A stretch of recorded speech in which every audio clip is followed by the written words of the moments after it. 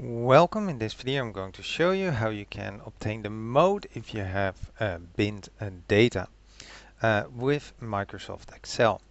So to show you how this can be done, I have some data in column A and I created some bins. I have a separate video on how to actually determine the number of bins and how to create them, but this video will assume that you already have them.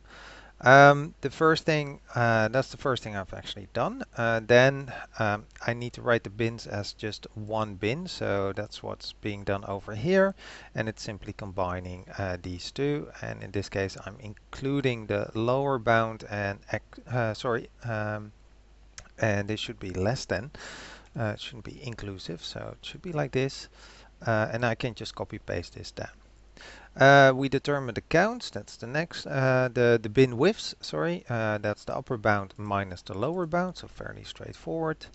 Then the counts, which is simply a count ifs. So if it's bigger than the first, the range is of course my column A, and that same, but then if it's smaller than. Note that my system of Excel is using a semicolon to separate parameters. Yours might be using a comma, so be careful for that. Then we need the frequency densities because strictly speaking, if your bin sizes aren't the same, you should be using frequency densities, which is simply the frequency divided by the bin width. And then the mode would be the one with the highest frequency densities. Now, if all your bins have the same size, then it doesn't really matter to divide them by, and then you can just use the frequencies. But in this case, they are different, as you can see over here. So I'm using the frequency densities. Then we determine the maximum of these. So in this case, my maximum is 36.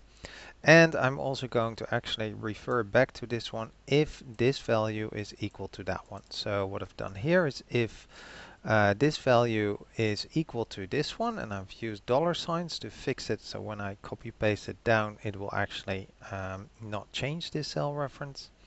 If so, then show me the bin itself. Otherwise, don't show me anything. I copy paste this simply down, and later on we might also actually need the lower bound of that one. So in this case, if this one's empty, then don't do anything, and otherwise give me the lower bound, and that's why it's giving here the 25. This also helps that if for some reason you have two or more modes, they will all actually appear in here. Once we've done all that, it's actually time to determine the mode. If normally I would say if all of them have the same frequency density or same frequency if you have equal bins, then normally we would say there is no mode. So if the number of scores that I have in here equals the number of bins I actually have, then there shouldn't be any mode. So that's the first check in here. If the count is equal to the other one, then we say no mode. Otherwise, it's simply going to sort the frequency, then the bins that we've actually listed in column P. So it's going to list all of these, sort them, and I just want them horizontally, so that's why I've set transpose before that, so that way I get them in a row. Then we could actually leave it at that and say, well, in this case the mode is the bin 25 but under 40, and if you have multiples they will show up here as well. You could also use the midpoint where you say, well, no, I just want to see 25 plus 40 divided by 2. So in that case what you can do is check if this one is not saying no mode. And otherwise what it can do is it can simply then list the lower bounds of these. Then the next thing is, once we have the lower bound, we can actually use a VLOOKUP. So we simply look up that lower bound in this little table. So that's the VLOOKUP table, and I want to see then this is the first, I want to see the second column and only want to use exact matches. So in this case it nicely returns to me the 40. I should actually copy this to the side, so like that, but as you can see the formula works great. it's not showing anything because there are no further modes. Then the midpoint is simply we add these two and divide it by 2. So that's what's happening here. And also here, I can just copy paste this again in case you have more than one. So then you have the midpoint rather than the bins.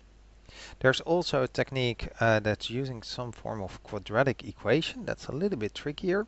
What you need to do for that is you need to find the frequency density of the mode. So again, it's first checking if there might be no mode, and otherwise it's going to find using VLOOKUP again in this table the frequency density, so the 1, 2, 3, 4, 5, the sixth column. So that gives me the frequency density of the bin, the model bin. But I also need the one from before that, and that's a little bit trickier because if there is no other bin before it, so in case it's actually simply this value, well then there is no bin prior to it, so it should be set to 0. And otherwise I'm going to look up that lower bound as an upper bound, so it's actually going to give me then the frequency density of the group before it. Similarly, for the frequency density of the group after it, it's checking if it's not by any chance equal to the upper bound of the last group, because then the next group would have a frequency density of 0, so that's being taken care of. And otherwise it's looking up the upper bound as a lower bound, so it's going to give me the next frequency density as well. Once we have all that, it's fairly straightforward. We then take the difference between these two, and we take the difference between these two. Then we can use a small formula that's shown over here to actually get somewhat of a quadratic midpoint. Alright, I hope this video was helpful, and thank you for watching.